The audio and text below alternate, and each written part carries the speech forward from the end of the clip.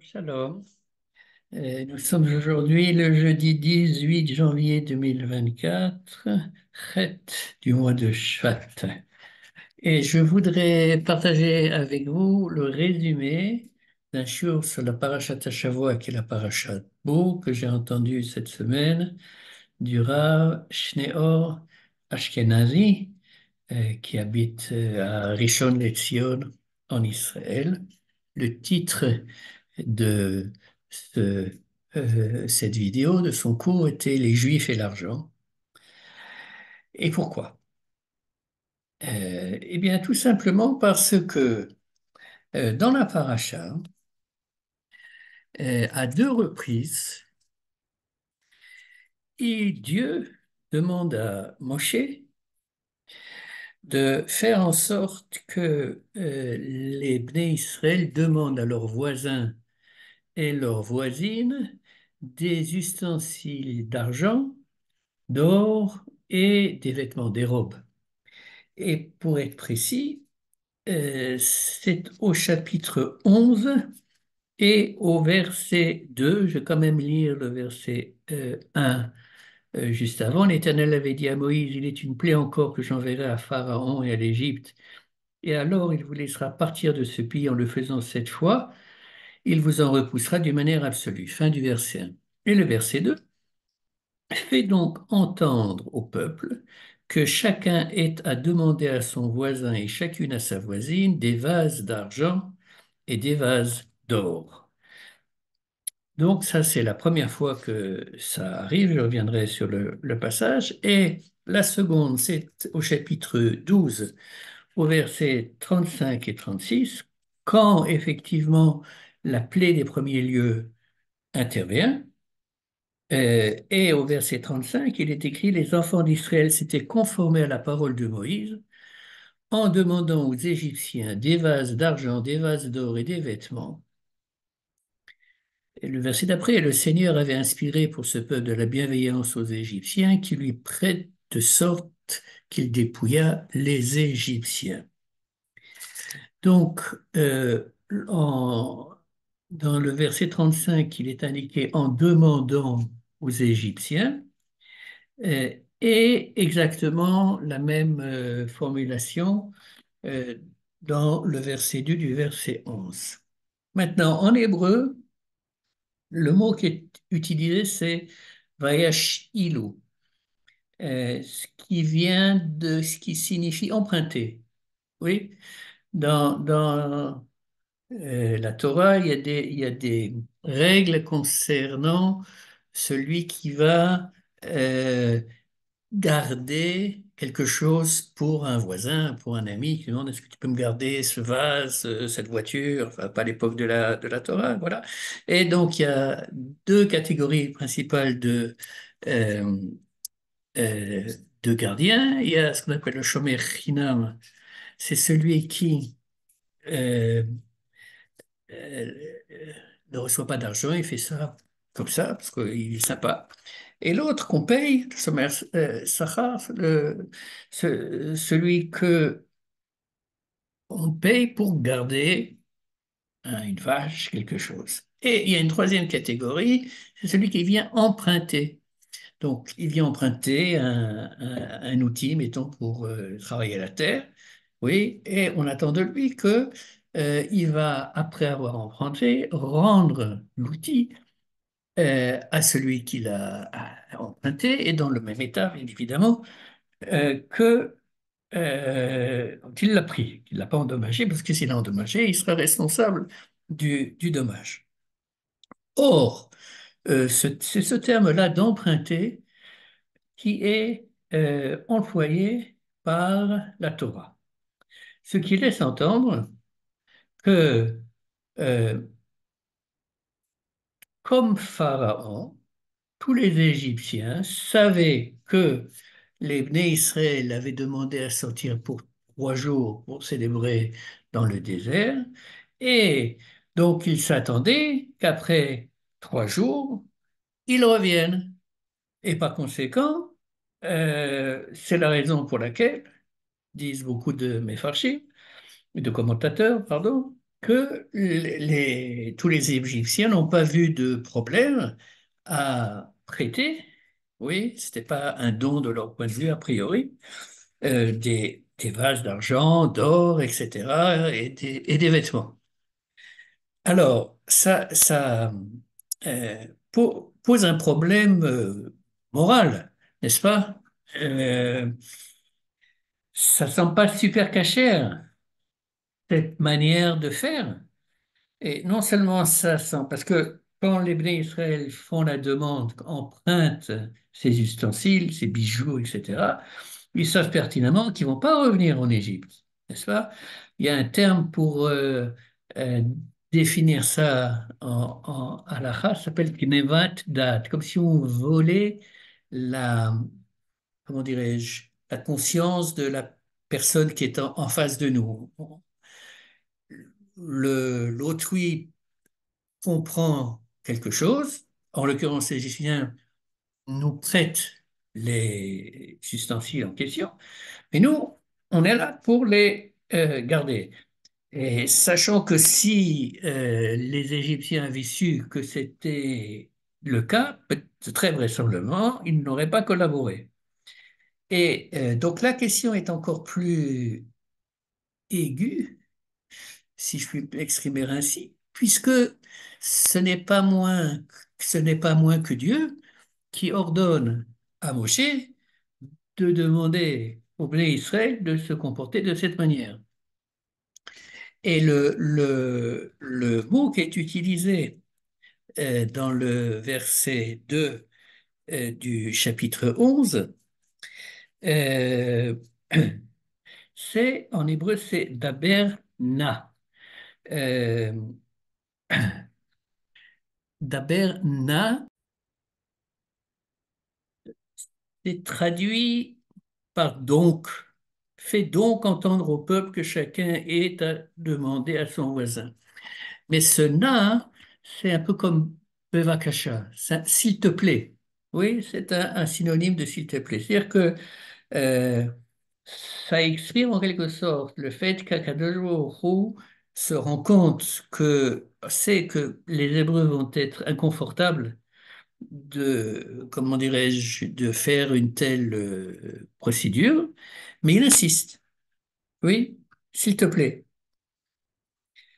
Euh, alors, pour essayer de comprendre ça, le Rav Ashkenazi attire notre attention sur les points suivants, euh, en faisant tout d'abord remarquer que cette demande qui apparaît dans le chapitre 11, c'est une sorte de commandement que Dieu donne au Bnei Israël, et ce commandement arrive avant toute l'histoire de ce mois sera pour vous le premier mois, et l'histoire du sacrifice de Pessah, et là l'agneau qu'il faut attacher, égorger, etc. Et tous les passages qu'on va lire dans la paracha de Bo, oui, qui est un passage bien évidemment très important. Cette histoire d'emprunt d'objets de valeur le précède. Et pourquoi? Alors, en fait, la première fois que ceci apparaît dans la Torah, c'est dans la fameuse, en hébreu, ça s'appelle Brit Ben Abetarim, l'alliance des parties entre Avram Avinu et Akadosh Baruch Hu. C'est quand il lui annonce que ta descendance sera étrangère dans une terre qui n'est pas la leur, et ils seront esclaves et opprimés. Euh, mais au verset 14 du chapitre 15 de Béréchit, il est écrit, mais à son tour, la nation qu'ils serviront sera jugée par moi, et alors ils la quitteront avec de grandes richesses. V'yetz'u berechush gadol. Donc, ça, c'est la première fois dans la Torah où il y a mention du fait, bon, évidemment de l'esclavage, mais surtout qu'à la fin de l'esclavage, il y aura une sorte de compensation financière, si je puis employer ce terme.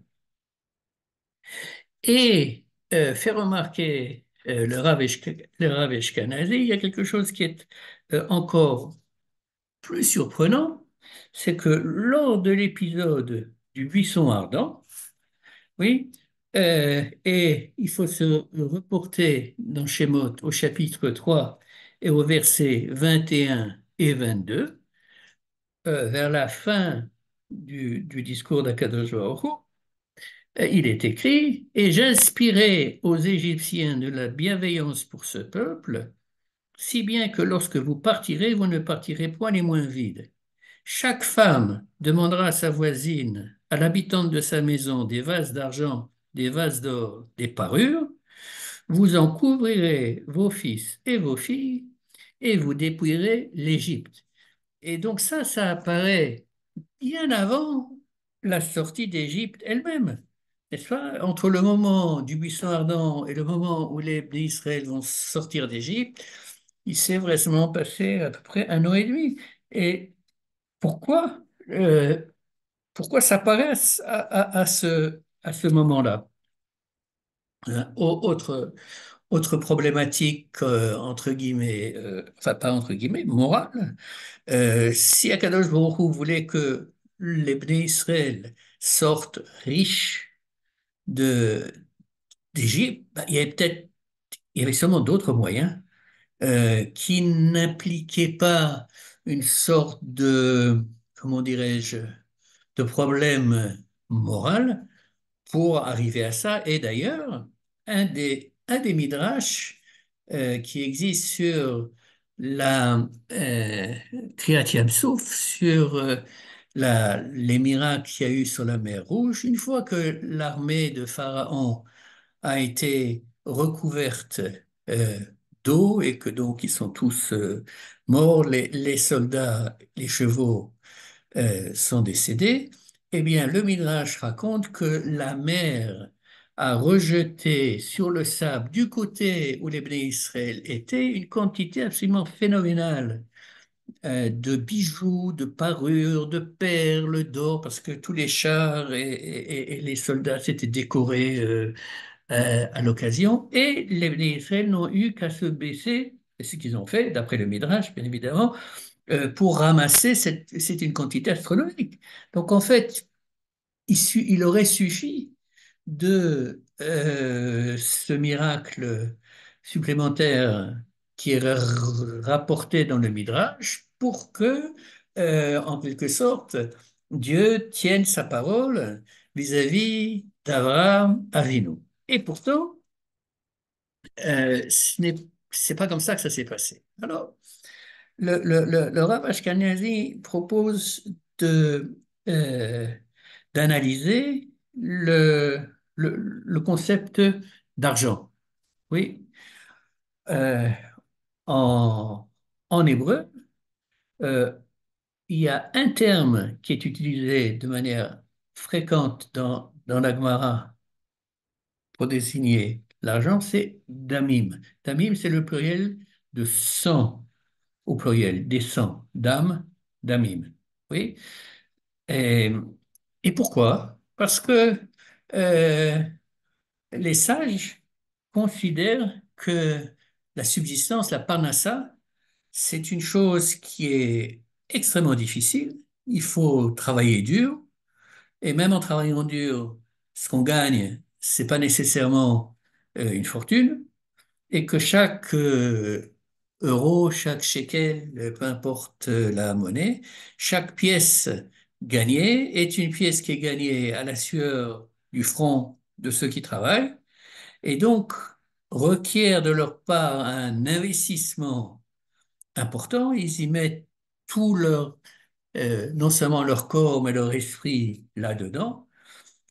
Et donc l'argent est coloré en quelque sorte par cette, ou plaqué par cette euh, couche psychologique émotionnelle qui est l'expression de l'investissement de la personne dans l'obtenance de sa subsistance. Donc ça, c'est un premier niveau et ça explique pourquoi, peut-être, certains d'entre nous ont des difficultés à donner de la tzedaka. C'est de l'argent que nous avons gagné. Oui, c'est pas tombé du ciel. En général, enfin, ça peut arriver, mais c'est rare. Et pourquoi est-ce que je devrais me séparer d'une part de ce que j'ai gagné durement pour en faire profiter des X, Y, Z? Oui. Bon. Mais rajoute le Rav Ashkenazi, l'argent, ça donne du pouvoir. Oui, c'est pas un concept qui est nouveau, mais c'est de manière positive. Ça peut aussi être négatif, bien évidemment, mais ça peut être positif.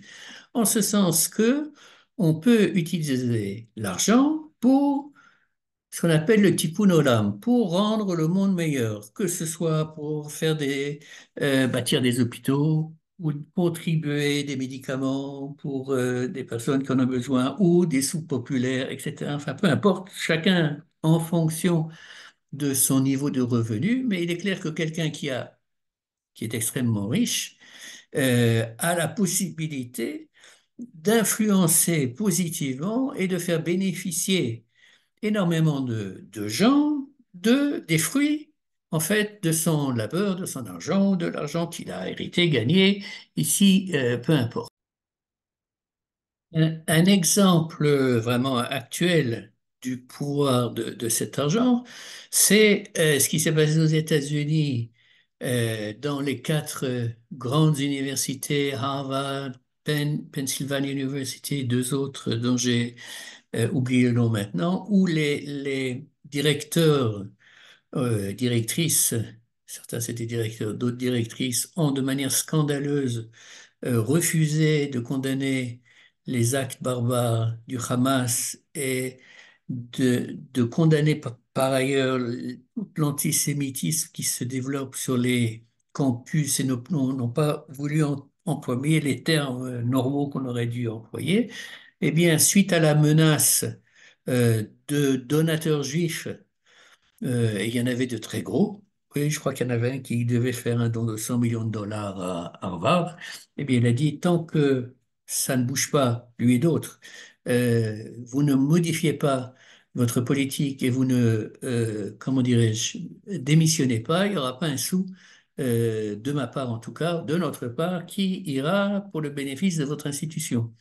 Donc, ça, c'est un exemple de comment l'argent peut être utilisé de manière positive de notre point de vue.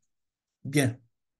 Alors, cette problématique euh, de, des Hébreux demandant de l'argent, empruntant sans dire qu'ils ne vont pas rendre, est une problématique qui, d'un point de vue historique, a refait surface à l'époque d'Alexandre le Grand où les Égyptiens ont euh, cité au tribunal d'Alexandre le Grand les Juifs pour justement avoir trompé les Égyptiens en empruntant tous ces vases d'or et d'argent, ces robes, etc., etc., sans avoir l'intention de les rendre et qu'ils n'ont pas rendu. Et la réponse a été faite par un rave qui était considéré pas parmi les plus grands de l'époque, qui a dit, écoutez, j'ai pas de problème à vous donner une réponse. Vous vous basez sur le texte de la Torah, ben, je vais me baser sur le texte de la Torah également. Euh, et cet argent, eh bien, c'est simplement le fruit des salaires des Bnei Israël pendant 430 années d'esclavage en Égypte. Voilà. On n'a pas été payé, on a été esclave, ça prend même pas en compte les souffrances, etc. Et ça clôt le chapitre. Mais ça montre que ce qui nous est rapporté dans le texte hébraïque est porteur de critiques, moins qu'on puisse dire, et non en ça, euh, peut facilement renforcer, si c'est besoin, chez les antisémites, les clichés célèbres qui lient les Juifs et l'argent. Alors, le Rav Ashkenazi amène un certain nombre d'explications que je ne veux pas reprendre, parce que je veux me concentrer uniquement sur celle qui me paraît la plus belle et la plus, entre guillemets, vraie, enfin, personnellement, qui me parle le plus, parce que les autres sont un peu trop apologétiques et ça me convient moins. Il faut faire attention que euh, il est demandé à chaque personne, à chaque homme, chaque femme du peuple d'Israël d'aller voir son voisin, sa voisine, et de lui demander donc des objets précieux et des vêtements précieux. Pourquoi?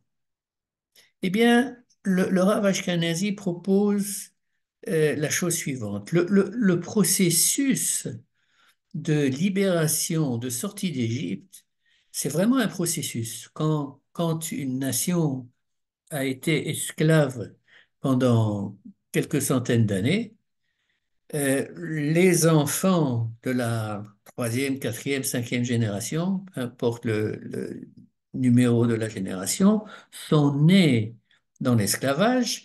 Il n'y a que ça qu'ils connaissent. Et être esclave en Égypte chez Pharaon, c'est pas de la tarte. Sachant tout ce qu'on a lu dans la parashat Shemot et dans la parashat Vaïra. Donc, l'esclavage, d'après les Chachamim, c'est progressivement amoindri pendant la période des diplômes, mais on ne devient pas si facilement un homme libre, et ça va être un des problèmes qui va être confronté que les Bnei Israël vont avoir dans le désert. Et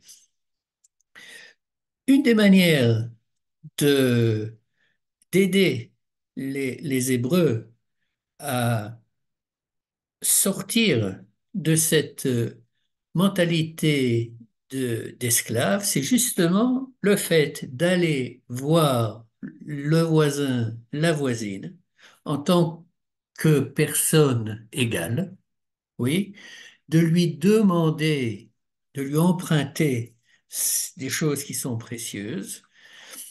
Donc, en acceptant, les Égyptiens, en donnant ces vases, etc., au Bné Israël, vont en fait les rendre plus forts au niveau de leur fierté, au niveau de leur conscience humaine. Ils ne sont plus de la vermine, oui, ils sont des hommes, des femmes, et égaux à ceux qui les ont persécutés pendant plusieurs générations. Et un Midrash dit que c'est la raison, Akadosh Baruch Hu, quand il a fait sa promesse à Avraham Avinu, que les Bnei Israël sortiront d'Égypte riches, eh bien, euh, il ne euh, voulait pas que la richesse passe par la mer Rouge, comme j'ai dit tout à l'heure, où les Béné Israël se sont ramassés pour prendre tout ce qui était rejeté par la mer, parce que c'était, d'une certaine manière, ce n'était pas suffisamment bien. Ça n'aurait pas eu d'impact psychologique, même si le but aurait été atteint, qu'ils seraient devenus riches. Euh, Ce processus de reconstruction de l'individu n'aurait pas été atteint, ne pouvait être atteint que par l'intermédiaire de cette démarche qui est effectuée par les Bnei Israël à la demande de Kadosh Baruch Hu. Euh, donc, ça c'est euh, le point principal que je voulais faire passer, et je rajouterai simplement, comme le fait remarquer le Rav Ashkenazi, que cet or qui a été euh, récupéré d'Égypte a servi pour la construction du Beth Amikdash, et donc il a aussi servi malheureusement pour l'œuvre d'or. C'est toujours le cas de comment on utilise euh, l'or ou l'Internet, enfin oui, peu importe quoi. La chose en elle-même n'est ni bonne ni mauvaise, ça dépend qu'est-ce qu'on en fait avec. Mais en utilisant l'or des Égyptiens pour construire le Mishkan, le tabernacle, eh bien, d'une certaine manière, ça fait participer l'Égypte à, au- à la construction du tabernacle et donc à la présence d'Akadosh Baruch Hu dans notre monde, puisque, comme il est dit dans Parashat Yitro, Vatem tiyu li mamlechet kohanim vegoy kadosh. Oui, vous devez être une nation de Kohanim. Si on est une nation de Kohanim, on est une nation de Kohanim vis-à-vis de tous les autres peuples de la terre.